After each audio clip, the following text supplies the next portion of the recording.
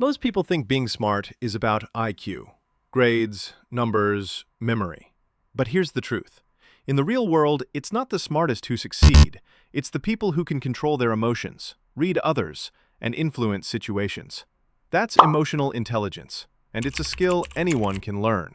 In this video, we'll break down what emotional intelligence really is, why it's so powerful, and 5 ways you can increase it starting today. So, what is emotional intelligence? Emotional intelligence, or EQ, is the ability to understand and manage emotions, both yours and other people's. It's about staying calm when everyone else panics.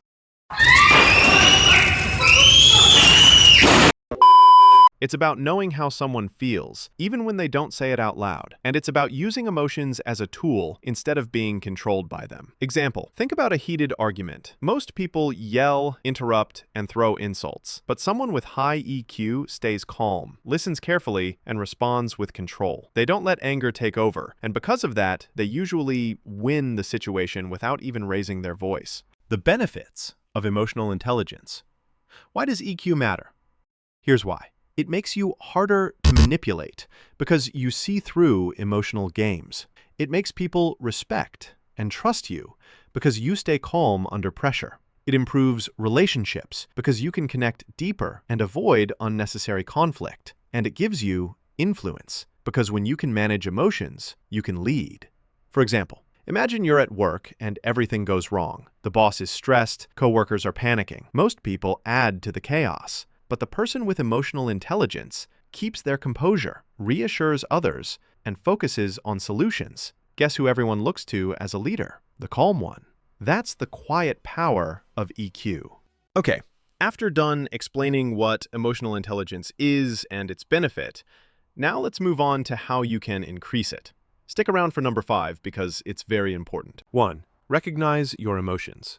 You can't control emotions you don't recognize. Most people move through life reacting without even knowing what they're feeling. Anger, jealousy, insecurity, disappointment. That lack of awareness is why they explode, withdraw, or make bad choices. The first step to emotional intelligence is simply awareness. When something triggers you, stop and ask yourself, what am I feeling right now? Then put a label on it. Instead of saying, I am angry, say, I feel anger. That tiny change separates you from the emotion. You're not the anger itself. You're someone experiencing it. And once you see it clearly, you gain control. 2. Pause before you react. Emotions demand instant reactions, but instant reactions are usually the wrong ones. Emotional intelligence teaches you the power of the pause. Even a few seconds between the emotion and your response can change everything. When you pause, you give your rational brain time to catch up with your emotional brain. That short delay prevents words you'll regret, texts you can't unsend, and decisions you can't reverse. 3. Build empathy.